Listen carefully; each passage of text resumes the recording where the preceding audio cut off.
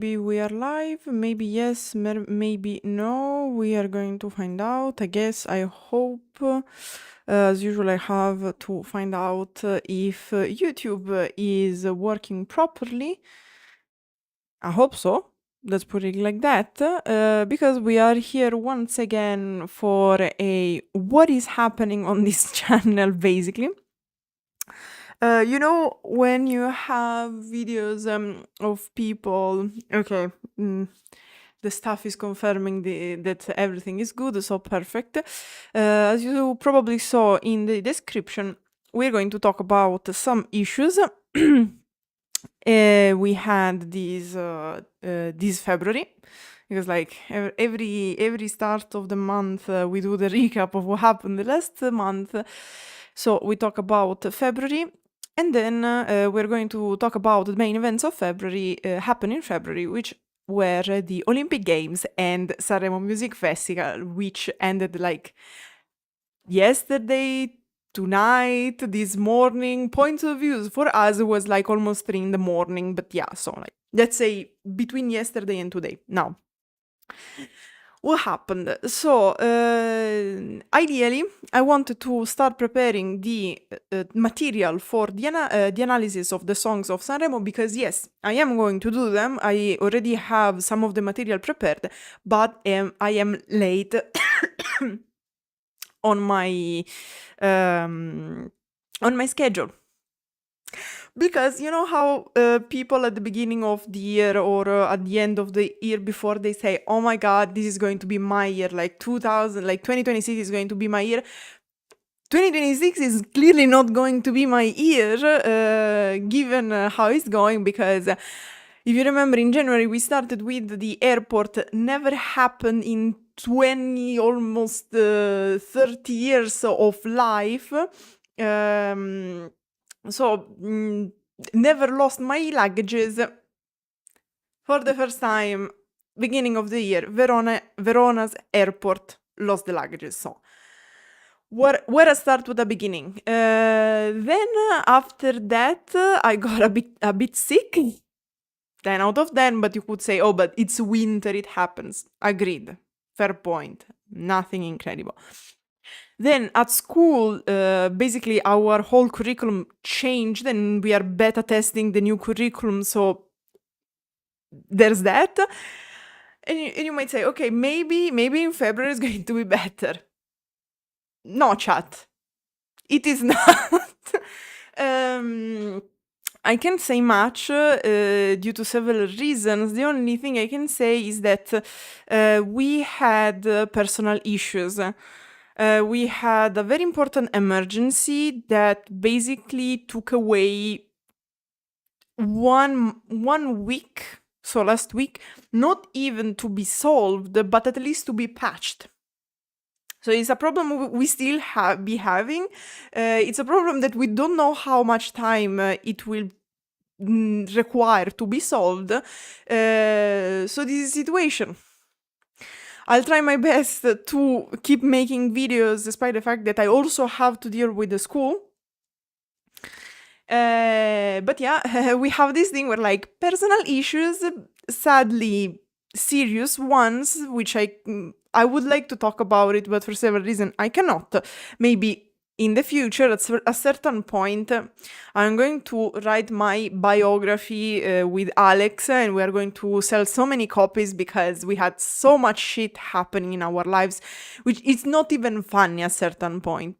We try to make it funny though, because at a certain point, this is the only way to keep going, I guess. Anyway, that plus we're also having technical issues with Alex PC, so no streams until this other problem is going to be fixed. How much is going to take? We don't know. Chat, this year is like that. Problems over problems, which are not clear how much time they are going to take. So the only thing that I can say, we are working to do our best, and that's it. So we'll give you what we can. So yeah, maybe I'm going to do one streaming and I'll have maybe Alex here next to me because he cannot stream. Or we are going to play Peak and I'll be the only one streaming. I don't know. Anyway, hopefully March, like touch wood, iron, whatever. Hopefully March is going to be better. It's for character development, for sure. For sure, chat. Good evening, chat. Good evening. Missed you a lot. Anyway, so I also like manifesting a lot because chat, I'm old. In 2 days, I'm going to be 30 years old. Yes, 2026 is the year where I become 30. So, like, I'm not saying this is my year, but at least 2026, have mercy. Please. Because I'm so close to mental breakdown, and it's the start of the 3rd month. We have like more than 9 to go. Anyway, so we have these. If you're watching the news, what can I say? We are all on the same boat. So there's that as well. Enjoying our mental breakdowns, I guess. Could be better, could be worse sort of situation. If we'll have more technical and more issues, I'll let you know, because there's not much else I can do despite doing that. So, that said, on a little lighter note, what happened in this February, on putting on the side my misfortune? With the Olympic Games. So, let's start with the Winter Olympic Games. Olympic Games, we love them. For the sports, no. For the drama. Duh. And like, how did it go? So, like, we had our beautiful Olympic Games in Milano Cortina. A bit of tea, a bit of drama. 20 years ago, in 2006, Turin, my city, hosted the Winter Olympic Games. Italy hosted for a total of 3 times the Winter Olympic Games: Cortina d'Ampezzo, Torino, Milano. Milano Cortina, sorry. Now, there was a lot of drama because I don't know if you are into Olympic sports, but the infrastructure for this required a lot of money and a lot of intervention on the environment. So there is a whole issue concerning environmental impact. Due to this, in Turin, we had some issues, for example, with the... I don't remember how bob is called in English. Let's see if here there is like the list. Bobsleigh. So bobsleigh skeleton. Anyway, there are some racing infrastructures for Winter Olympic Games impacting heavily the environment. We had this issue in Turin in 2006, so my region, Piemonte, where Turin is, offered to co-host the Olympic Games with Milano in Lombardia. Milano is in Lombardia region, Torino is in Piemonte region. They are like this. And like to cut some costs, because of course we still have part of the infrastructure of the infrastructure.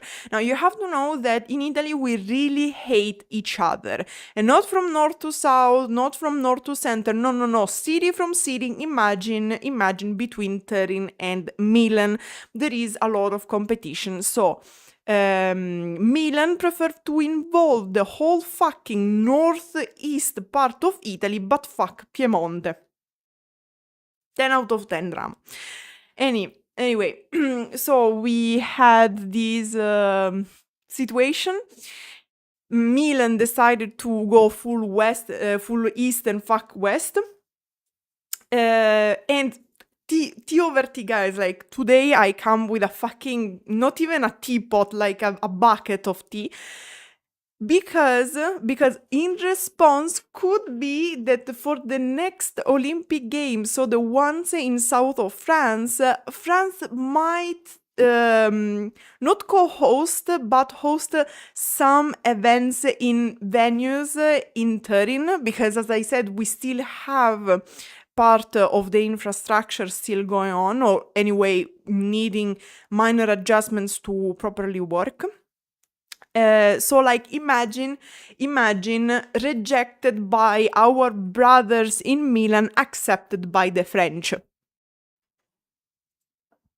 I can't even convey the seriousness, the drama behind this. But anyway, this was for the venues.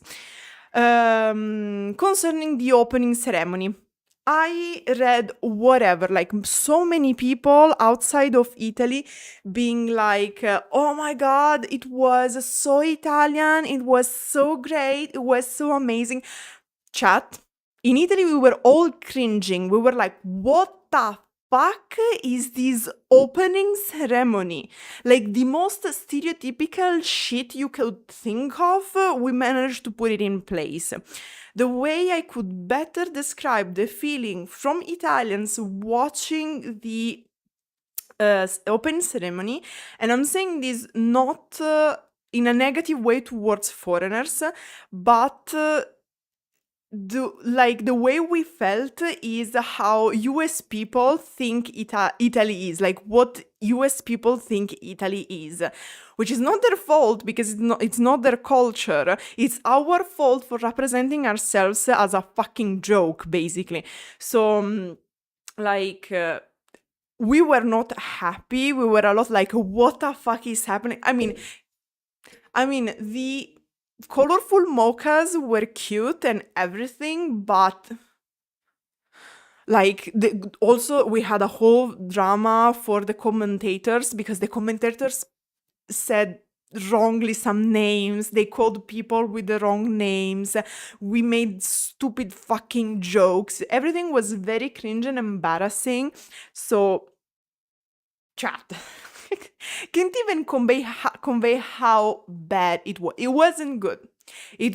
Like, we won a lot. From several point of view, these Olympic Games were a success for Italy, not gonna lie. Bless our athletes, great, 10 out of 10. But the opening ceremony, like, chat, that's a no. That's a no. Anyway, so what else? We started, and if you followed a bit, we had a lot of drama because, for example, the ice was not considered like good enough. The way the venues were prepared and built was not considered good enough. I don't know enough. I don't know enough about Olympic sports to say, oh my God, that was good, you don't understand shit, and things like that. Anyway, so like this is just to put in perspective how bad was the situation. Okay, so like this is the north of Italy. Okay, Milan is here. Where the fuck is Cortina? I can't even see it here. So like, chat, Turin is here. Okay, so we propose to do this in Frecciarossa, is 1 hour of travel. And Milan said, you know what? No, fuck this. We're going here. And fuck you. So apparently we are being taken back from France. Wouldn't be the first time. Anyway, so in fact, we had the closing, like, Milano Cortina. Where is the closing ceremony? In Verona. Poetic cinema. I can't say anything else. Anyway, so we had like the commentators got wrong the names of the torchbearers. Disaster. Medals. The medals apparently were very good if we don't take into account the necklace. Okay, because the necklace was attached with the spit apparently to the medal. So the medal was good. The ensemble necklace plus medal was not. So we had that as well. Opening ceremony, I said what I had to say. I know that we had some like drama concerning the sports picked. I don't understand shit about winter sports, so I am not going to talk about it. Closing ceremony better than the opening one, also because they kicked out the the commentator of the opening ceremony, so the closing was a little bit better. Also, another thing, like I don't know why, yeah, curling cheating. Then the boop gate. Go Canada. So like also like the whole part about the injections of the hyaluronic acid in very specific parts of the body for the jumpers. It made my day. Well, it was a shitty week, but it made my day. Anyway. Other cheatings, people winning the medal just because, you know, they had to talk about their exes. Anyway, what I was trying to say was about the hymn. Okay, the hymn, the Italian hymn, we talked about it in a video. Keep in mind that it's like a military march. It was an hymn to be sung in choruses by people. It was a hymn made by Mameli for the people, for the Italians. It's not a hymn that can be performed as good if you sing along. It's a little, I would say it's a little bit, I was talking about it with a friend here in France. Same principle applies a bit to the French hymn. All the hymns made for the people or by the people are generally best performed in choruses. In the opening ceremony, we had Laura Pausini, bless her soul, great conduction in Sanremo Music Festival, which we're going to talk about that as well. But like that cover for the hymn didn't work much. Like she tried to sing the Italian hymn like certain US singers sing the US hymn. The issue is that the US hymn works like that. The Italian one doesn't. So it didn't even sound like our hymn, to be fair. They tried a little bit better for the closing ceremony because it was a chorus singing it. So it was a bit better. But still, I don't know how we managed to fuck up our own hymn, these Olympic Games, but it is what it is. Then, for the participation of the countries during the opening ceremonies, Israel got heavily booed, great standing ovation from Ukraine. What else? Yeah, there was like the meme where like the fucking clowns didn't want to write Taiwan but Chinese Taipei because Italy had the brilliant idea to sell like our politicians sold our ass to China, so now we can say Taiwan, which was mentioned in the French Olympic Games if I remember correctly, but we have to call it Chinese Taipei, so like it's poppy. Anyway, what else? We had like a good amount of goals. We managed to arrive 4th with the 30 medals.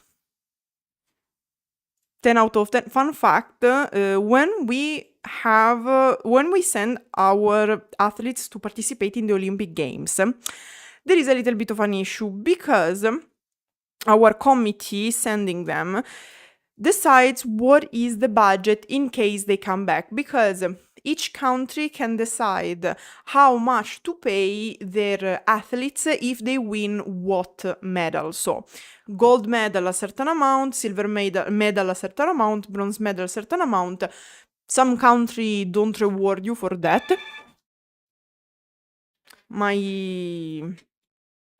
bell like I'm going to die one day because someone is ringing the bell. Anyway, so what happened? Generally, we have people, this committee deciding what is the budget to pay our athletes, because we have ideally thinking how much they are going to win. So according to that, we decide how much to pay them for each type of medal. The committee didn't expect our athletes to win so many medals. So right now we are having a budget issue in Italy, because the committee didn't review enough money to pay our athletes because they won too many medals. Should I cry? No, seriously, I'm like really situation laughing to not crying, because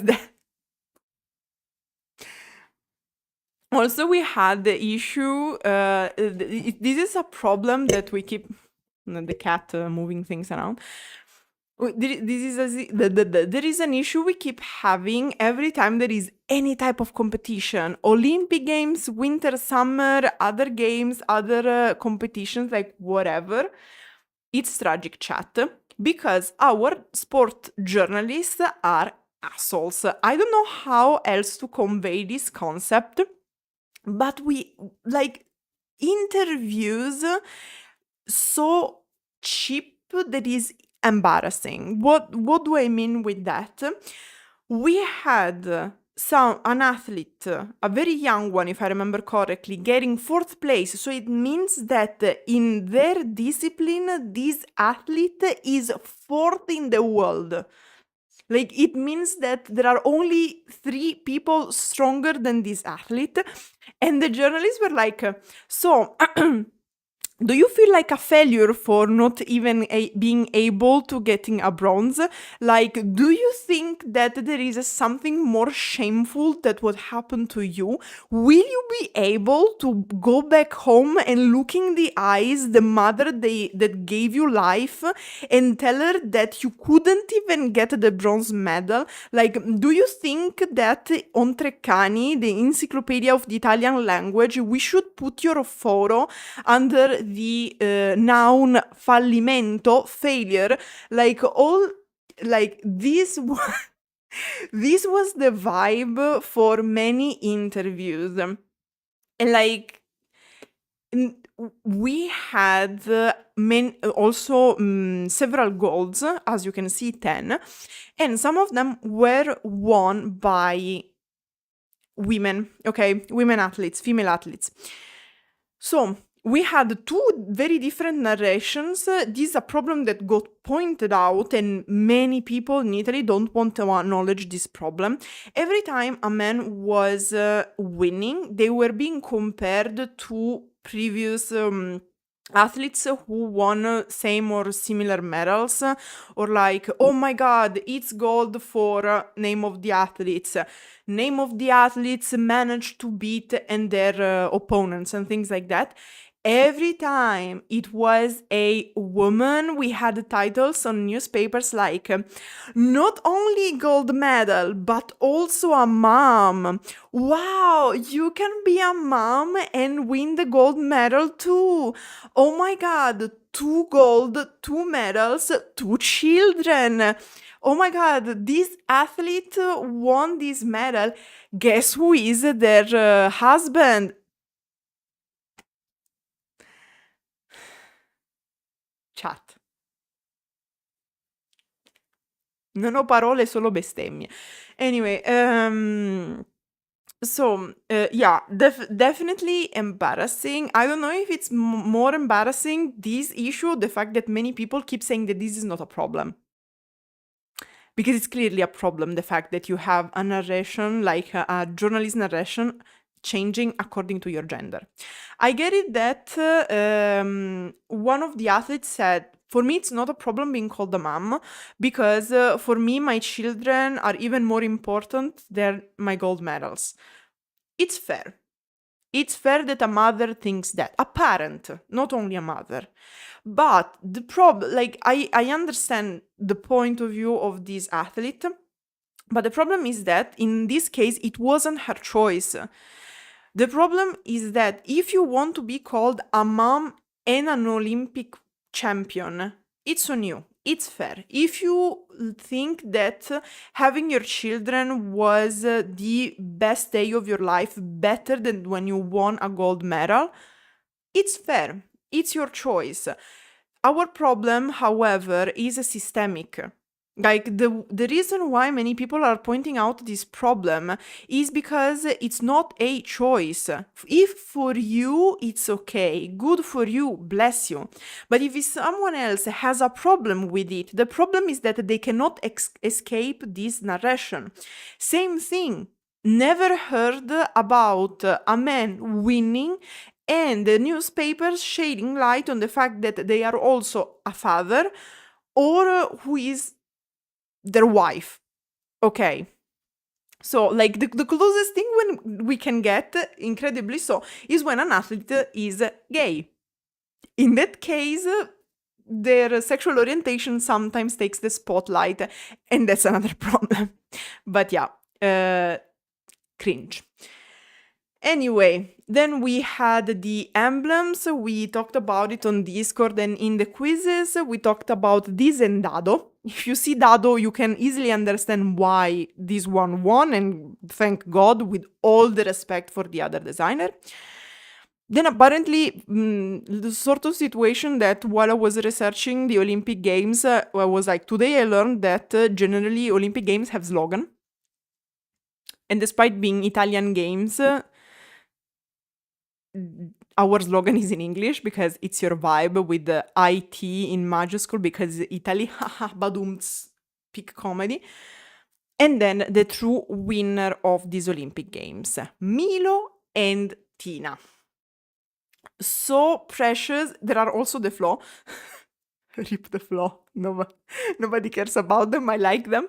So these games had as the Olympic Games mascot Tina from Cortina d'Ampezzo, and for the Paralympic Games Milo from Milano. The idea, their concept and their names were created by children, like students from elementary school or middle school, I don't remember. They are stoats, they are siblings. Tina is a female, Milo is a male. They are from the same species of stoats, and they represent the fact that stoats change their fur during the year. So Milo is the summer, spring, early autumn version, so when the fur is darker. Tina represents the winter change of fur of the stoats, because of course stoats have to hide in a snowy, ideally a snowy setting, so their fur goes from brown to white with the change of season, and they represents this duality because we're going to talk about it further. The duality was a core concept for these Olympic Games. In fact, we had Milano Cortina, the city, the mountain, and like these two opposition. And then we had the Flo. Nobody cared about them. Because Milo and Tina were so appreciated. Also, Milo is the mascot for the Paralympic Games because he was born without a paw. And instead of wearing a prosthesis and whatnot, he uses his tail instead of his paw. So that's why you see that he's shaped like that. Now, as I was saying, they became so appreciated that nobody can buy them even now. In fact, I asked my mom to get me the plushes of the cups. Gone. Maybe Nancy is going to buy me a Flo because apparently nobody gave a shit about them, but I like them. So what are the Flo? Tina and Milo are stoats. They are the main and most appreciated mascot, but technically they are also accompanied by 7 Flo's. The Flo's are Bucaneve. The Bucaneve are flowers, which I always forget how they are called in English. I put it in one of my quizzes, by the way. Literally in Italian, their name is snowpiercers, because they are renowned for being one of the earliest blooming flowers in the year, and they're called like this because when they bloom, they pop out of the snow and they pierce it. That's why they're called bucaneve.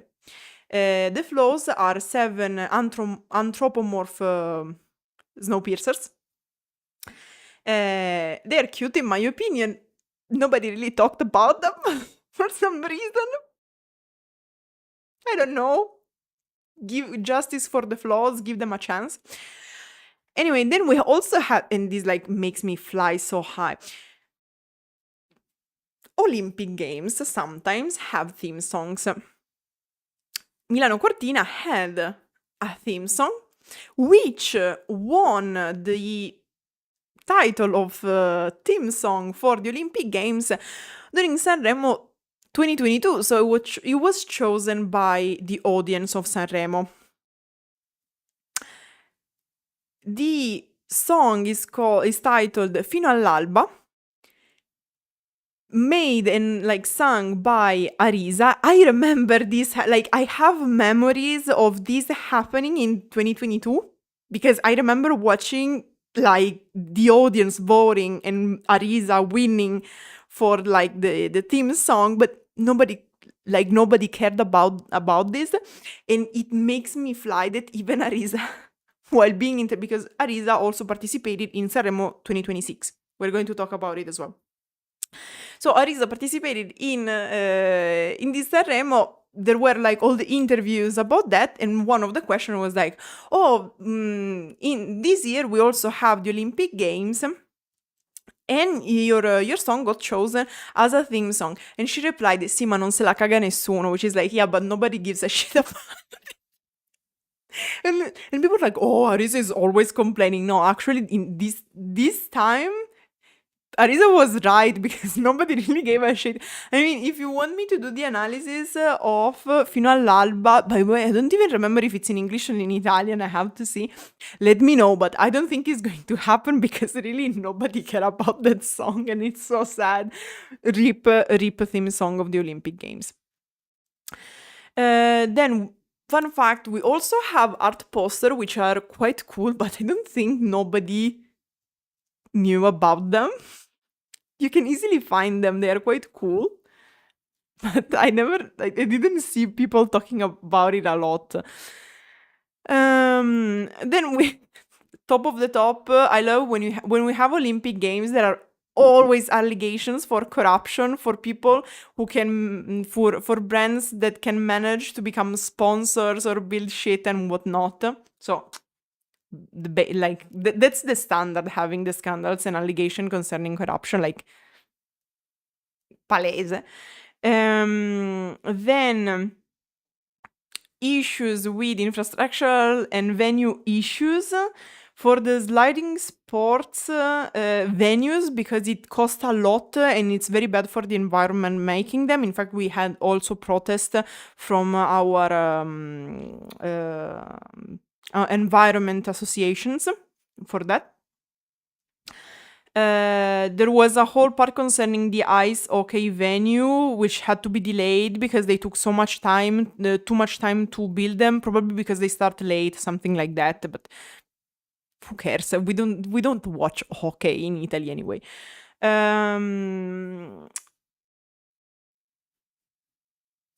Okay. Yeah, there also, if you decided to include Trentino Alto Adige in anything, there is the thing that Trentino Alto Adige has 3 official languages: Italian, German, and Ladino. So we have several people in Trentino Alto Adige feeling more Austria and whatnot. In fact, they call themselves Südtirol, which is like the south of the Tyrol region in Germany. And so yeah, we have many places which have technically the name in German and not in Italian. but they are forced to call themselves in Italian because they have to show that they are part of Italy. Choices. Maybe next time decide to give a chance for a partnership with Turin. Io la butto lì. Anyway, then security concerns. A security guard died. Issues with Russia, the basics. ICE, we had a lot of issues because of that, because pretty much everybody in Italy was like, what the fuck is ICE doing here? Get the fuck out sort of situation. So yeah, there was that. We also had protests due to this and whatnot. Yeah, like security forces that are not supposed to be in Italy. That's the issue of selling your ass to basically 30 other countries. You lose a bit of independence and credibility internationally wise, I guess.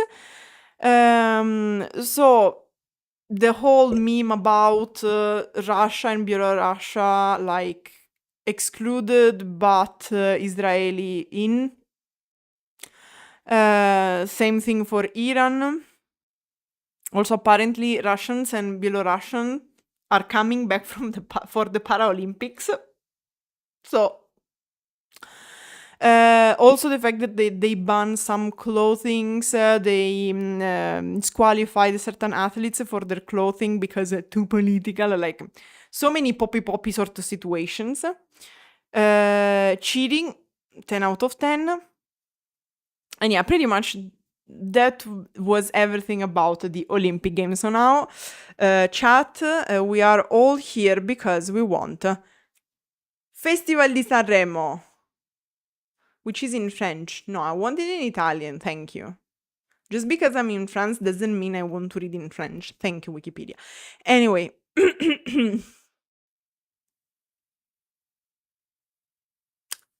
I'm here with the tea. Okay, so this time we started like with fire, because there is a whole controversy concerning the fact that part of Italy contested the fact that Sanremo can happen only in Sanremo. And you might say, but Silvia, if it's called the Sanremo, it's because it has to happen in Sanremo, since Sanremo is the city in Liguria. Apparently, other cities are not happy about it. They say it's not fair. So we are actually we actually have an ongoing trial, administrative trial, to understand if it's fair that only Sanremo has because what is the thing, that the official name of Sanremo Music Festival is Festival della Canzone Italiana, Italian Song Festival. And many people say, but if this is the Italian Song Festival, why only Sanremo has it? It's like, guys, it's about tradition, like, fucking stop, let Sanremo in Sanremo, non basta everyone votes. So, for this year, the tribunal, the court decided that Sanremo can still be in Sanremo. We'll see next year. So, fun fact, is not guaranteed that Sanremo next year is going to be in Sanremo, which, like, for me doesn't make sense, but it is what it is. Then, what else? Yeah, a lot of complaints about Carlo Conti, because they say that he's too boring. We'll see next year, because next year we won't have Carlo Conti doing the hosting. He's going to be Stefano De Martino. I already said on Discord that I'm not that enthusiastic about it. He's not my favorite host, but we'll see. I have to be professional here, and I can't be too much rage baited. It's going to happen, however, with certain songs. So, many complain, like, we have some drama that keeps repeating every year. For example, one of the drama is like, only if you are for major music labels, you can participate. This is sadly pretty much true. Something like 90% of the participants are from like Warner or Sony. So that is true, that sadly only certain singers can come. and can be invited to the Sanremo Music Festival. But I mean, it's nothing new. We always had this issue, and it's honestly hard to solve. Then another issue was that these Sanremo felt quite weak, and I kind of have to agree. From the first night, only one performance like really stayed with me, and we're going to talk about it in a moment. But yeah, generally, the Sanremo felt quite boring, a bit cringe, and a bit then falling a bit flat. So we had a bit this issue this year. The analysis of the song are going to come, but since I had personal issues I was telling you about, and since I had to delay a bit my school projects, now I have to work a lot on these school projects. I wanted to prepare the analysis, but I couldn't last week because of issues. So the idea is that I'm going to prepare the analysis of the top 5 during next week, so starting tomorrow. Hopefully on Saturday I will be able to stream on Twitch these first 5 songs, and then I will publish each song, because I will record all the 5 songs analysis together in one live. It's going to take about hopefully a couple of hours, because to be fair, I don't want to take more than 20 minutes. I prefer like giving an idea of the song and then discussing it in the comments. But yeah, like ideally I would like to do a 20 minutes analysis for each video, for each song. So like in a couple of hours we can go 5. Once I finish the live, I can prepare the videos. It's just about cutting the segments, and then publish them like one per day. So ideally each week I will publish 5 songs, and by the end of April, in theory, I should be able to analyze all the 30 songs. Now, what to say? We had some issues but it really things that happen every fucking time. So like jokes very stupid, the journalist being inappropriate, so asking stupid questions. For example, for Maria Antonietta and Colombre, they asked them, "Oh my god, you really look like you remind us of the Comacose. They seemed so nice together while they were married, and then they divorced. Are you going to divorce as well?"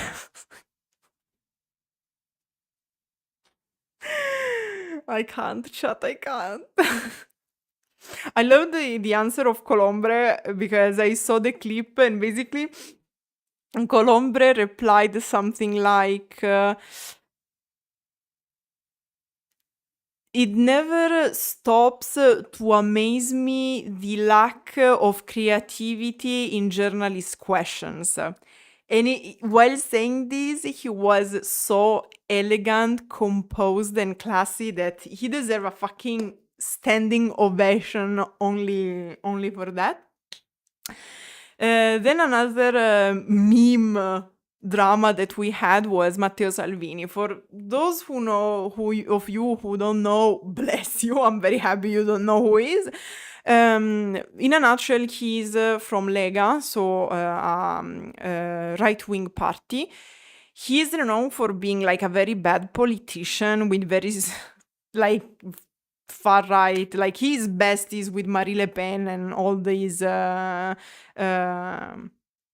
group of politicians. So very stupid solutions, very populist and whatnot.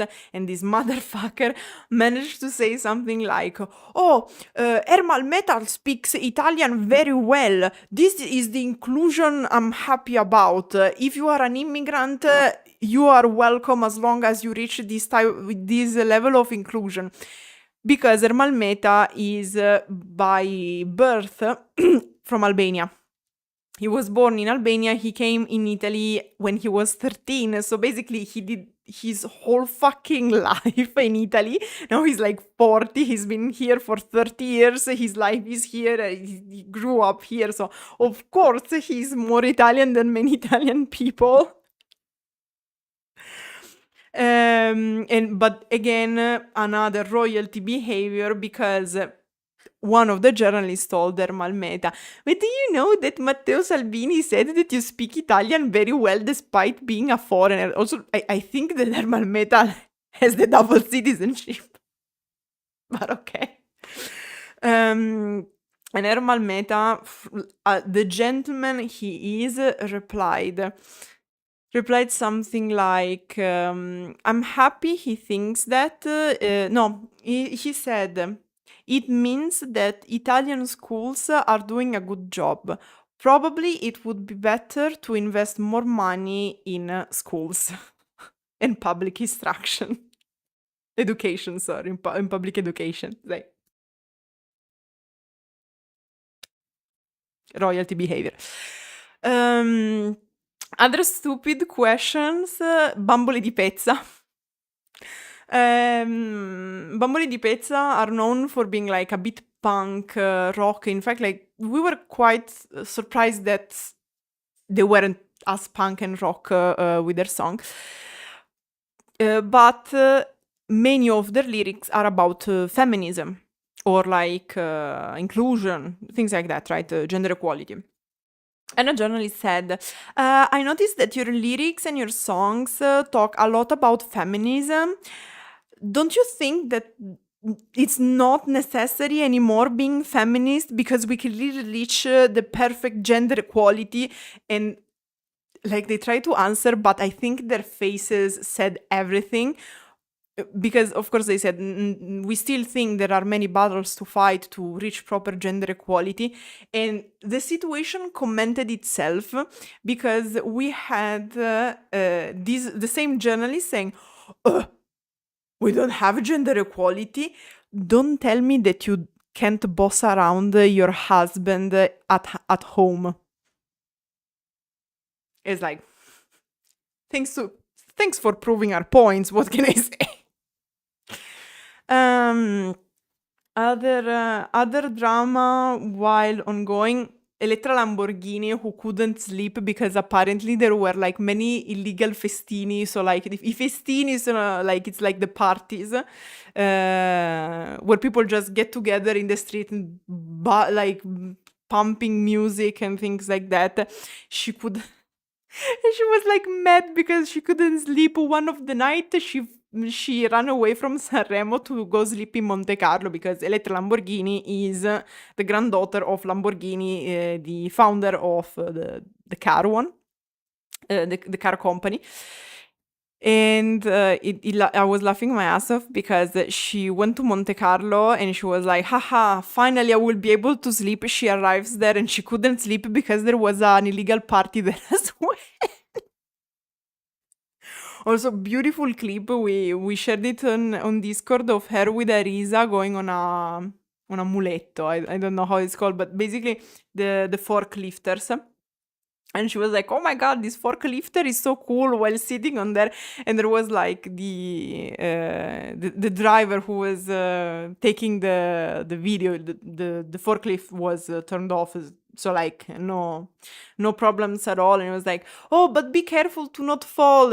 And Elettra Lamborghini answering, don't worry, don't you know that my grandpa was making trattori? Like I don't even know, like, but anyway, the machinery for the for agriculture, because Lamborghini as a company started like that. It's like, queen. Then what else? Probably there are so many stupid questions that don't even come to mind right now. But anyway, this was a bit the situation during Sanremo Music Festival. But now let's talk about the problem, okay? Because yesterday finished, so we have the final ranking. And chat. I am flabbergasted. So let's start from the bottom. And then, like, I'll tell you what I think of this final ranking. So, last place, so 30th place, we had 30 participants if we don't count the nuove proposte. You might also like the songs by nuove proposte. Let me know if you are interested in the analysis of that as well. I am open to requests. At a certain point, I will do everything. If 2026 stops trying to kill me with a heart attack, I'll do everything. Anyway, so last place, 30th place, Eddie Brock with Avoltoi, Deserved. Chat. I will take my time to properly understand the song, because you know that I like to listen to the interviews, read the interviews, try to understand the point of view of the performer. But Avvoltoi, so far, seemed just the song of a guy who was crying because he got slammed into the friend zone, and he cannot, for the love of God, accept this fact. So, maybe I'm wrong. I will inform myself. I will try to be intellectually honest, but so far, last place, Deserved. Then we have 29th place, Tamara Sattei, Le cose che non sai di me. Le cose che non sai di me, very autobiographical, very love song, classic for Sanremo. The issue is that maybe for the stage presence, maybe for something else, the performance of Mara Sattei fell a bit flat. We don't know, like, if I had to explain it, I don't even know exactly why. But we have this situation because I really don't understand what happened. It's not that she can't sing. It's not that per se the lyrics were bad. It's just that, I don't know, fell a bit flat, felt a bit bland. So the fact that she, like, it's sad, but the fact that she ranked that low, it was a little bit expected. Then Leo Gasman, Naturale, again, I will do my research, I will look into the song, into the interviews. So far, I'm not liking this song. It's very unoriginal. Like, Naturale comes from the... Natural comes from the fact that he says in the lyrics, you are dirting my clothes with your makeup, even if you are more beautiful without makeup, which is a sentence, a phrase that I really don't like. This whole thing of, but you're more beautiful without makeup. If a person decides to wear makeup, it's on them. Also because it doesn't have a good reputation. Like, people saying you are more beautiful without makeup do not have a good reputation. I will explain more in the analysis, but anyway. Then, the first injustice. We are going to talk about several injustices. This probably among the biggest. Unfair, chat. Unfair. D'Argent d'Amico. 27th place with I. For real, Rumi. For real, come here, hug me, because yes, Rumi, yes. Give me comfort. Even the cat knows what an injustice sounds like. This sorry, Rumi. So, like, he's so mad he's biting me. So, good song, interesting lyrics, not the best song of the festival. Okay. But the performance, the lyrics, everything was there. Being this low is not justified at all, mainly because it's one of the few songs not about a love story. It is structured as a love song, but what it talks about is AI. That's why it's called I. Because I, with the H in the middle, however, in Italian is like saying ouch, ouch. So the sound you make when you are in pain. This is a play on words with AI, artificial intelligence. And in fact, the song is about that. So all considered, it was very smart. 27 plays, I don't accept it. For me, this song is in my top 10. Next. Elettra Lamborghini, voila.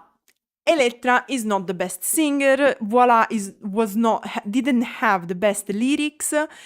The performance wasn't the best, but I don't know about putting her so low. Probably because I am biased, because she is a queen in my heart. So like in my heart she won.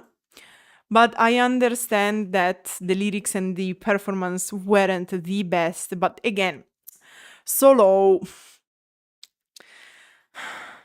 I don't know, chat. I don't know. Then we have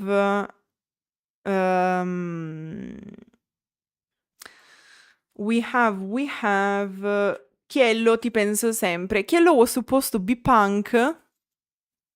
It sounded like Tananai. I don't know what happened. I would have put it lower, to be fair. Patti Bravo, opera. Now, again, we have this issue about inviting all the singers and then being a little bit disappointed that they keep their style. Like, the song was there, the song was Patti Bravo. It's like what happened with Massimo Ranieri. Like, what do you expect? And then they rank them low. I don't know if they just called them to just ranking them low, but I would have put it like a little bit higher. At least for the technical skills. But maybe I'm not the most titled to speak about technical skills, so whatever. Francesco Renga, Il meglio di me. Very self-referred, this song. You could call it autobiographical. I would have put it lower.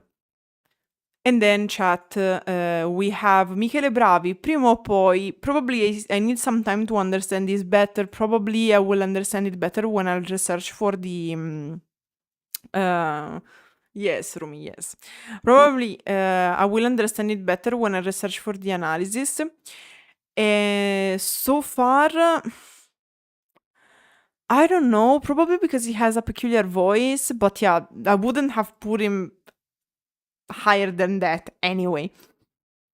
And then, guys, chat, we find the second injustice of this ranking. Maria Antonietta e Colombre, La felicità e basta, 21st place. I can convey my rage and disappointment.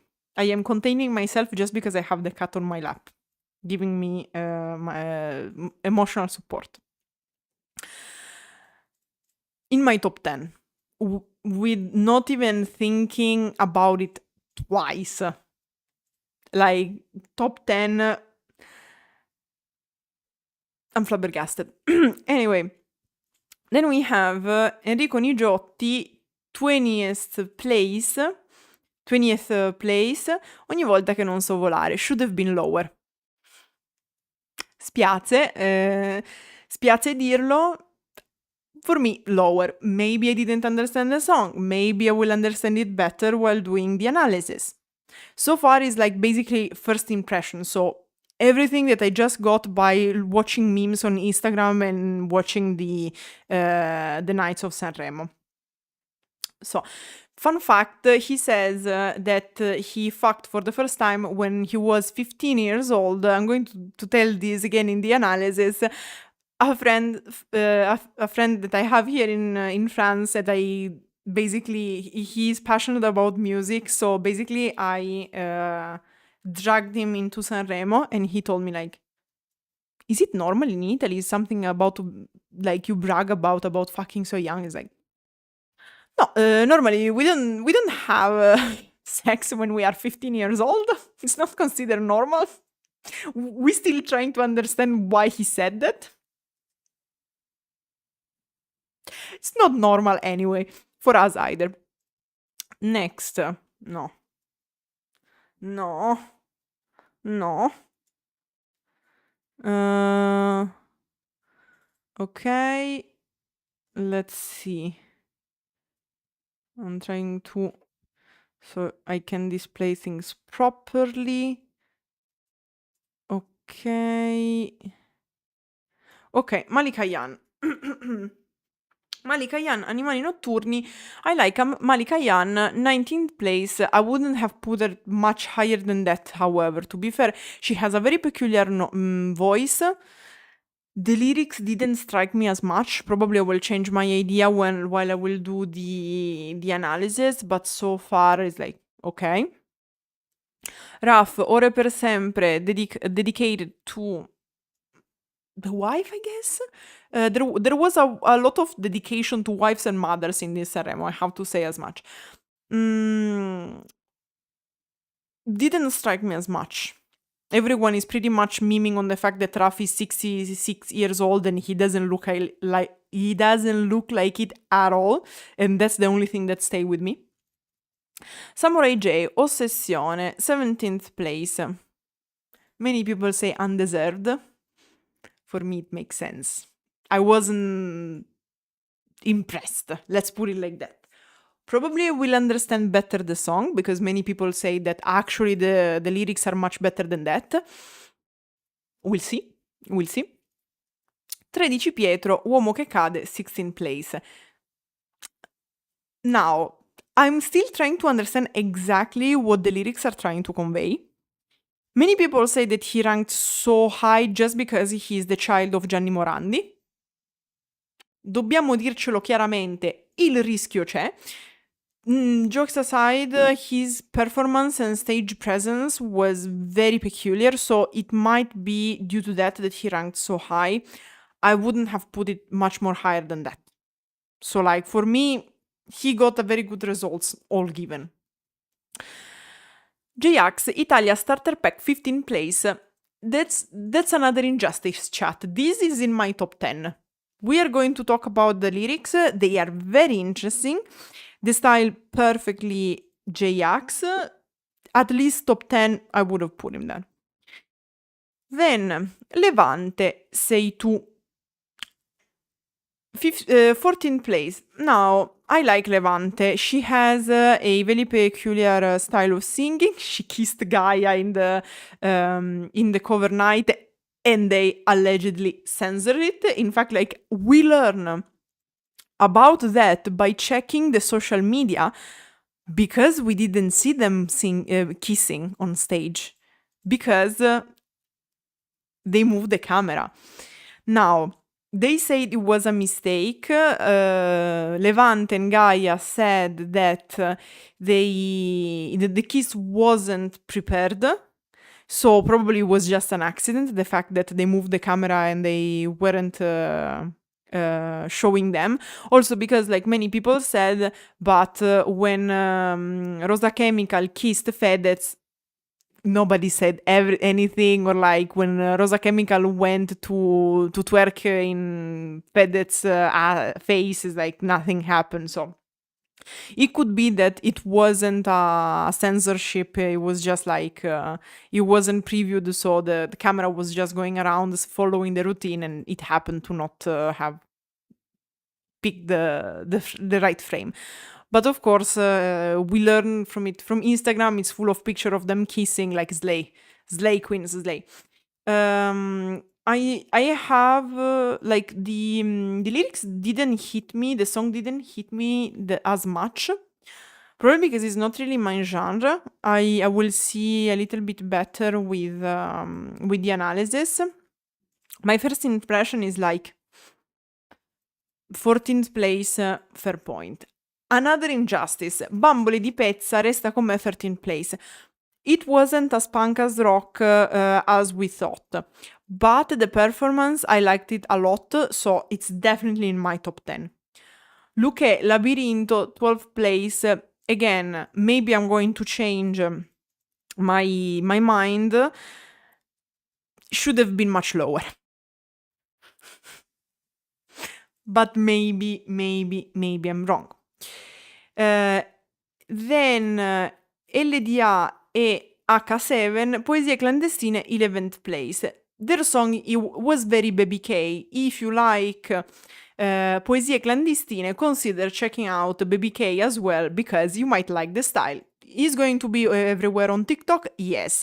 Is it going to be drilled in Italians' minds this summer? Probably yes as well. They won the Fanta Sanremo, so great players.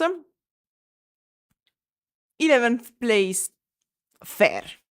What can I... They played well. Let's put it like that.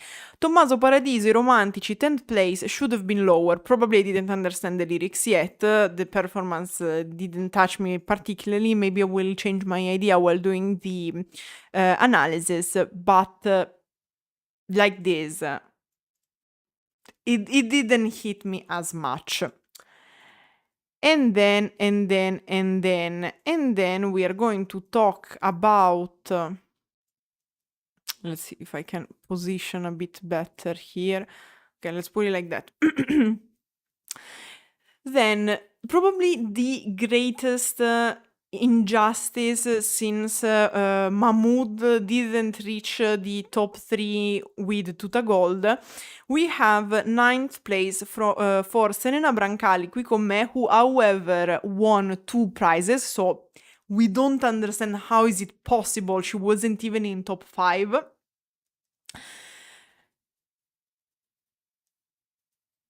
I am flabbergasted. I am truly flabbergasted. She should have been in top 5 very easily, no question asked. She was barely in top 10. Chat. Wow. The other great injustice of the other person who should have been in top 5, Ermal Meta with Stella Stellina, which best lyrics in my opinion of the whole festival, no question asked. 8th place. I am disgusted. Anyway, then Fulminacci, Stupida Sfortuna, 7th place.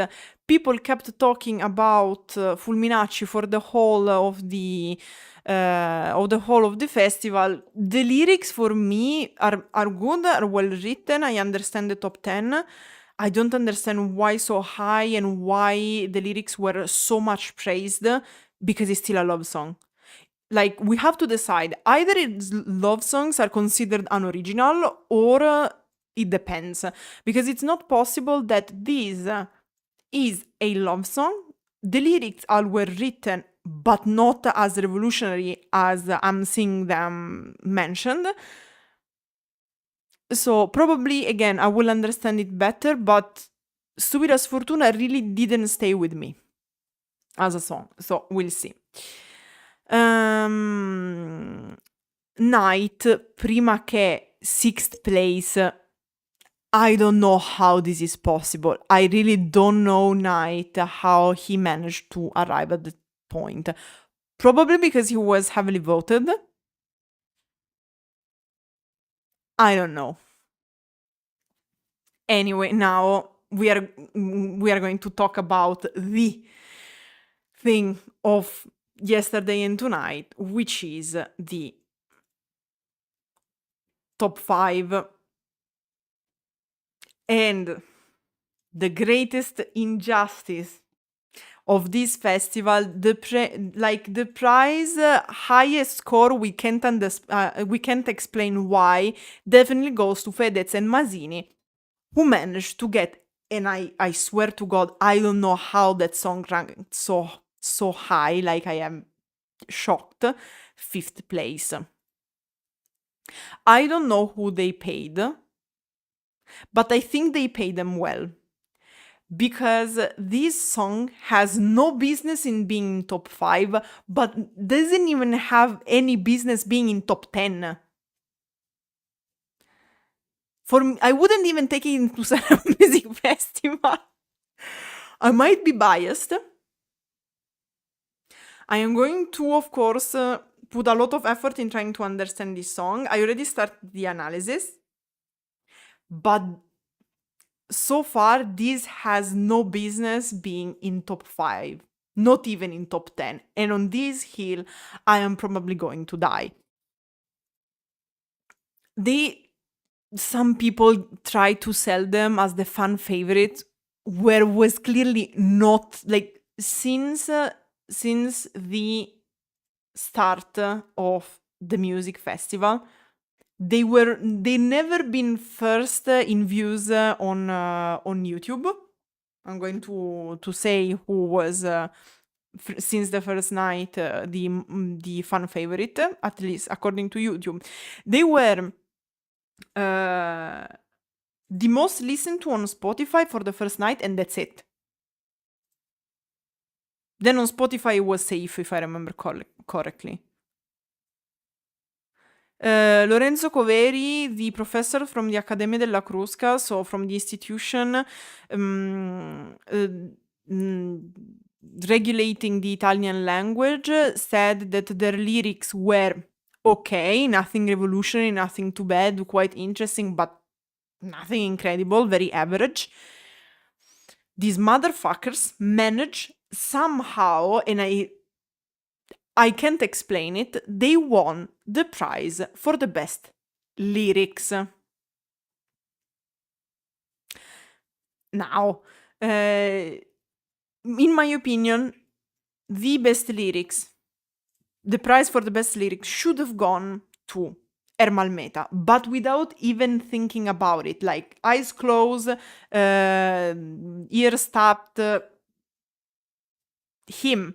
Like, first time I saw his performance and read the reviews from Lorenzo Coveri, I was like, yeah, he's the best. Lorenzo Coveri rated as best lyrics Stella Stellina performed by Ermal Meta, Stupida Sfortuna by Fulminacci, and La felicità e basta by Maria Antonietta in Colombre. La smetti, Rumi. This cat, I swear to God. This cat, look at, even the cat is mad and keeps biting because Fedez and Masini won the prize for best lyrics. He started to bite when I mentioned this. Look at his face. He's mad, chat. He's mad as me. Anyway, basta, Rumi, basta. I know you are mad, me too, but I'm not biting you. Anyway, so Lorenzo Coveri rated as best. Stella Stellina by Ermal Meta, La felicità e basta by Maria Antonietta in Colombre, and Stupida Sfortuna by Fulminacci. Stupida Sfortuna by Fulminacci, I don't agree putting it on the same level as the others, but I do understand that from a technical point of view, so just taking it as a poem and analyzing the vocabulary, the syntax and the figure of speech, I understand. But if we have to take into consideration the context and the meaning and the context, easily Ermal Meta should have won the best the prize for the best lyrics. Fedez and Masini were not even among the top 10 to win that fucking prize, so I really don't know. Probably someone wrote the wrong names or someone got paid for that, because they kept ending up basically every fucking time. At least not in cover night, because cover night was a pain to watch. But chat, it was just no. It was just no, because okay, let's put it like that. If someone like Safe, so someone very young, performed the same song, I would have respected more. Still not the best lyrics, still not for the top 10. Maybe in top 10 if performed by a younger performer. Why? Male Necessario is a song about toxic love. Toxic love with the hope of change. Basically, the idea is that one day I will learn how to love, but now I don't know how to do that. So this relationship, this toxic love is a necessarily evil, something we can go through, we have to go through to grow up. And one day I will love to learn you properly, but until now you can hate me. Which is very powerful lyrics. But not if you are fucking 40 and 60 years old. Because at this point there is no fucking hope, my boy. It's true that there is hope until you die. But we have to be honest. Chances are at this age that is not going to happen. So, I would have expected it performed or written by someone younger. Given the context, this really has no business being credited how it is. I know, Rumi. I know you want to complain as well. I know it's terrible. Anyway, so then we had fourth place Arisa. Now, I love Arisa. I think she's very capable. I think that, technically speaking, she's amazing. Also because you can't really say anything about it. This song was autobiographical. Okay. To be fair, I think she managed to end up in top 5 because it's Arisa. Like, the performance carried the lyrics all the way, just like it happened with Georgia, because the lyrics were a bit average. Now, Dito nella piaga, che fastidio, third place. I honestly thought she would have won because her song was very Eurovision. Because of how it is built, mainly for the performance and her persona. Then, second place, Safe, who is, by the way, the fan favorite. In fact, he won the voting, the audience vote. Sadly, we still don't have the ranking, because how does it work? That you have a ranking from the televoto, which was this. According to the 34% of voting, Safe would have been first, Sal da Vinci second, Arisa third, Dito nella piaga fourth, and Fedez e Masini fifth. The radio, so we have a jury from representing the radios weighing 33%, creating the ranking. Sala Stampa, a jury representing the specialized press concerning music, doing the same. And then basically you have from the first to the fifth place in each category, and you do an average. And according to that average, you have the final position, which is this one. So probably everyone kind of agree on leaving Fedez and Masini last, and I really hope that. Probably what happened is that I don't think radio and specialized press made Sal da Vinci win. Why? Sal da Vinci was described as bringing the most simple lyrics and as the worst lyrics of the whole festival. His song was a bit memed. Nobody thought that he would have won. In fact, like, we were shocked. We thought Dito nella piaga is not going to win because generally if you win cover night, you are not going to win the festival. Like, it's very bad luck. There are cases, of course, when this happens, but also it's very unlikely that the fan favorite wins.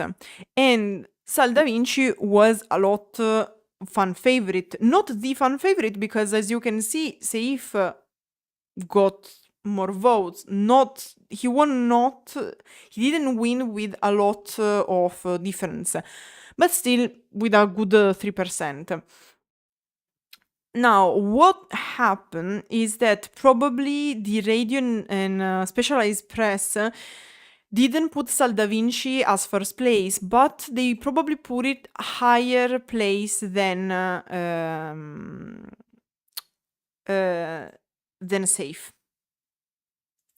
Probably, generally, the specialized press tries to boost singers like Arisa because they are the safe bet, while radio try to boost more Dito nella Piaga. So probably what happened is that maybe the radio did something like Dito nella Piaga, Sal da Vinci, Arisa safe, and safe being much slower than Sal da Vinci. Doing the average, we ended up with this final ranking. So this is how it worked. Now, Sal da Vinci confirmed he's going to represent Italy at the Eurovision Music Contest, and we already have a lot of drama. As I said, nobody really expected Sal da Vinci winning because everybody was memeing about him a lot. Talking about Per Sempre Sì, like people were talking about last year about Pelle Diamante by Marcella Bella. So that thing that the boomers are going to love on Instagram and TikTok, which is true, by the way. And it's one of the reasons why he won. Like, as I said, I was a bit disappointed for not having Ermal Meta and Serena Brancale in top 5 because I like Sal da Vinci and I like Arisa, but the fact that I'm kicking out like very easily Fedez and Mazzini and putting Serena Brancale instead, I would have put Ermal Meta instead of Sal da Vinci or Arisa.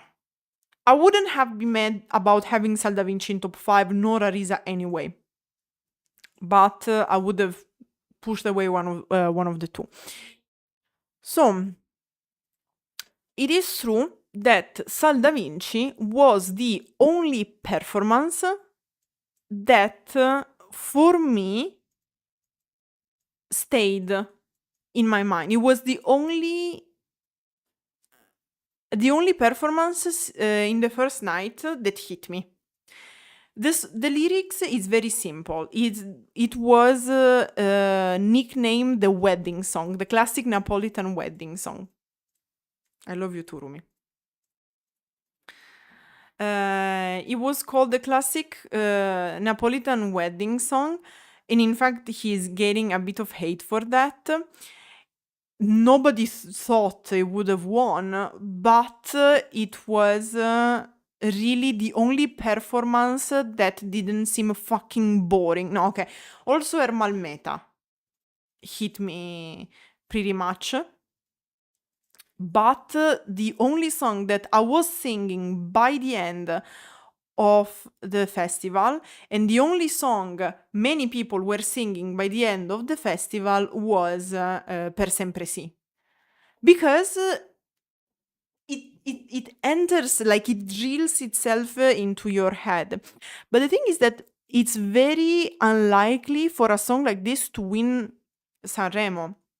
Generally, Sanremo is not won by the so-called fan favorite, which is still true in this case because technically, according to the audience vote, the fan favorite, technically speaking, was safe.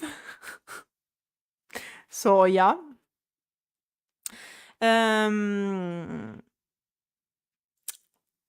But still, Sal da Vinci was clearly one of the favorite of the fans, of the audience. Technically speaking, he didn't receive much attention from the specialized press and the radios. So probably one of the reasons he won is really because Naples got the revenge. Now, what is the thing about Naples? You have to know that Campania and Naples specifically are very famous to vote like no tomorrow in Sanremo. They are probably one of the regions voting the most. And they are famous for the fact that every time there is in top 5 a singer from Naples, he's going to receive so many votes because the whole of Campania is going to vote him. Now, probably this is what happened. And I was a bit hoping, because when I saw the top 5, I said, it doesn't matter who wins. The important thing is that Fedez and Masini don't win best, okay scenario, and they are ranked 5th best scenario. We got the good ending, thankfully. Not the best ending, because the best ending would have been Fedez and Masini lower than 15th place. You can have everything mainly in 2026. But this is a good enough ending. So, many people started to complain about Sal da Vinci representing Italy at Eurovision, because we have the problem that for many people Sal da Vinci does not represent Italy, but represent a specific subculture, which is the neo-melodic song from Naples and Campania. So many people say that's unfair because he does not represent all of us. The best ending is Fedez's disqualification. For real. But I don't think it's going to happen. They paid it well. Anyway, the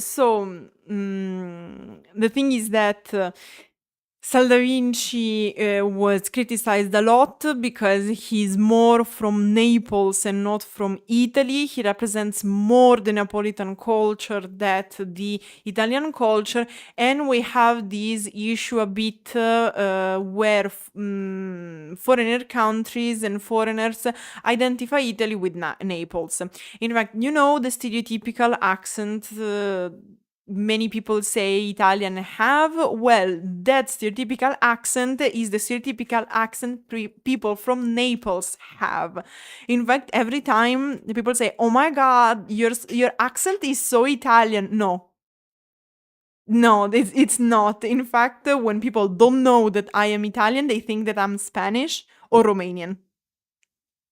They don't think that I'm Italian, because the stereotypical accent you have in mind is the accent based on the musicality of Napolitan, which is not my dialect. My dialect is very different from Napolitan. I have my accent, but I have the Italian accent people have from the northwest of Italy. So yeah, it's not the stereotypical Italian accent. And also the type of songs that are often recognized as the Italian song, they are Napolitan very often. It's the so-called neo-melodic genre. And many people say there is not all Italy has to offer. So many people think that this might damage Italy, make people think that we are a joke, not have taking our music seriously. I don't really agree about it, because every time we go to Eurovision, we bring a different part of Italy and a different part of our culture. People listen to Angina Mango, Maneskin, Lucio Corsi, all these all these genres are Italian genres. If people want to think that Italian music is just new melodic music, it's clearly that they don't want to understand, because they had plenty of situations where they had the chance to learn what Italian music can be and how different Italian music can be. Just by listening to the songs, all the songs of Sanremo, you can see how much variety there is. So I don't agree with this criticism. It's true that Sal da Vinci today had some a bit unhappy declaration, like statements, because he said, I dedicated this prize, of course, to my wife and everything, but also to Joliet, who didn't manage to complete his masterpiece when he participated in Sanremo 2024, which is not nice to say, because I don't think he meant it in a bad way. I don't think he meant to discredit Angelina Mango because like Julie and Angelina Mango are friends, and because I don't think that Sal Da Vinci is the type of person who would try to go against someone like Angelina Mango, taking into consideration how much Angelina Mango had to go through. Because Angelina Mango never really had an easy life. Recently, after winning Sanremo, she had serious health issues, and I don't think Sal Da Vinci is the type of person who would attack someone who suffered and is suffering that much. I just think that his statement came out a bit wrong. Like, should have phrased it better, but I don't think there was malice behind it. I just think that he doesn't feel enough about winning the prize, and in fact he wasn't thinking about winning the prize at all. He was just there to participate and be happy with it. So probably he thought that Julie would have preferred it more, and probably he was a bit pissed about what happened with Julie, because if you remember, when Julie won Cover Night, he was booed by the audience. The behavior was indecent. It was awful. Nobody would deserve such a treatment, not even Fedez. And probably he got pissed because of that. And it's true that often people from Naples are accused to be drama queens and getting offended very easily. But it's also true that there is a good portion of Italy that really can't wait to have the occasion to drag people from Campania and Naples down. So I understand both point of views. I think the statement wasn't the best he could have released, but I don't think he was said with malice anyway. Now, back to the other people. We had last year a lot of drama because the manager of Olli got accused of cheating. So many people said it's not possible that every time someone managed by, like a performer, a singer managed by Marta Donà, who is the manager of Olli, manages to win, because pretty much every time she brings someone to Sanremo, her performer wins. Maneskin had her as a manager. Angelina Mango still has her as a manager, probably. Olli has her as a manager. So it's true that generally when she participates with someone in the Sanremo Music Festival, they end up winning. It's also true that she can spot people who have the potential to win, and she is very good to organize the festival and try to get the best slots. Because what is my point? Safe, Dito nella piaga, Serena Brancale, who else? Maria Antonietta in Colombre ranked so low probably because they didn't get very good spots. Maria Antonietta and Colombre are a very good example of that. They always had the very shitty slots for their performance, and as much as we want to talk about it, like, this impacts how people perceive you during the festival. Hi. Anyway, we had a bit this issue. I'll also, like, it's pretty much renowned at this point that if you are a woman, it's harder to get in top 5. Serena Brancale, probably if she had a better manager, or if she had been a man, she would have ended up in top 5. I'm sure about it. Serena Brancale had very easily the potential to end up in top 5. simply her song, her performance, her case wasn't sold good enough. So, Serena, consider changing manager. I wouldn't consider changing gender because sadly this wouldn't help, but changing manager probably would help. Same thing with Safe. Safe had the same manager as Ollie last year, he would have won. Like, I can bet what you want that with a better manager, Safe would have won. Same thing with Dito nella Piaga. Dito nella Piaga could have been the new Angelina Mango. With a better manager, she probably would have won. Arisa, I'm not sure about it. Ermal Metal, same thing. Ermal Metal would have not... He had the potential to win. Not gonna lie. We had worst winners. But like with a better manager. Because again, people didn't talk much about Ermal Metal despite the lyrics of his song. So his case, once again, wasn't sold as much.